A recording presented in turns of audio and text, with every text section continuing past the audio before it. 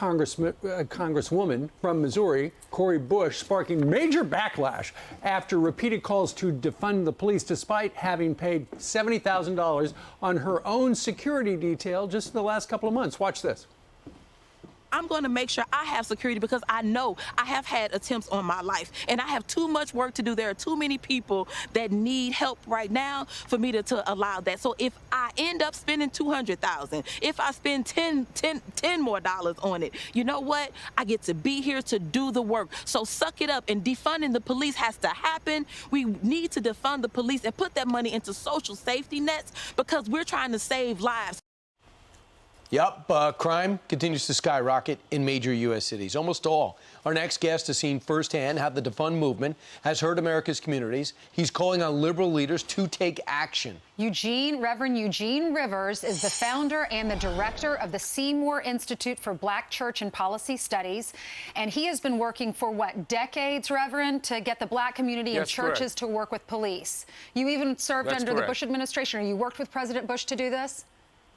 Yeah, we work with, in fact, we worked with the Bush administration and played a major role assisting in the development of the faith-based initiative, which was one of the signal initiatives led by the Bush administration. And I want to say very quickly, because I know we're limited for time, the call for the defunding of police is not wrong. It's absurd and ridiculous. It is absolutely an intellectual an ideological crime against black people to talk about defunding the police. In the city of Boston, which has, as a result of good policing that has been supported by the black community, we actually have a decline in violence because, number one, we supported law enforcement. We supported the law enforcement, and they've developed the best partnerships that exist in the country and function as a prototype. Miss Bush should be arrested for political and ideological malpractice. Well, Reverend, it is absurd. Reverend, yes. You know, she's going to watch this tape later today, if she's not watching it live right now. Explain to her why she's wrong.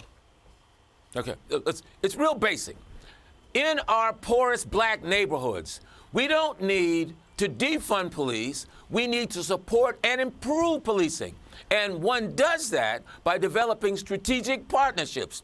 It's not a question of fighting harder. It's about organizing smarter. Ms. Bush, come to Boston to see the model that exists and is, in fact, frankly, the best model in the country. I'm going to be meeting with people in New York City with some of the staff for Eric Adams to talk about developing faith-based law enforcement partnersps. That's the model. Right. That is the answer to Black Lives Matter. And the other thing is gangs.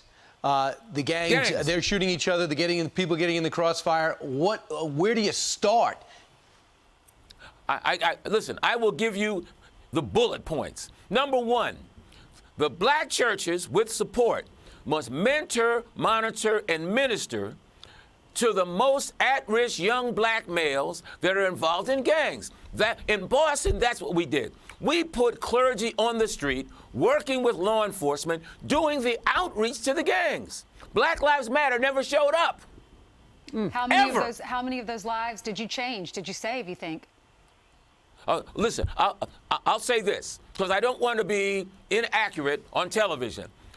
In the city of Boston, we are well known by all the gangs.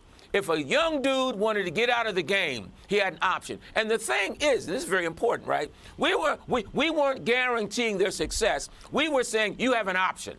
You have an opportunity, and it's on you. We told, out of every 10 black kids in the inner city, 7 are good, 3 are stupid, and 1's a real criminal, need to go to jail. And we went onto the streets. Listen, if we can get a national campaign where faith communities work hand in hand with law enforcement, we can objectively reduce violence, as has been the case in the city of Boston, which is the national model. Well, nobody knows this topic better than you because, as Ainsley said, you've been working on this for decades. It's a pleasure to have you. Reverend Eugene Rivers III, the director and founder of Seymour Institute for Black Church and Policy Studies. Sir, thank you very much. God bless you all. God bless you. Indeed. Good to have you.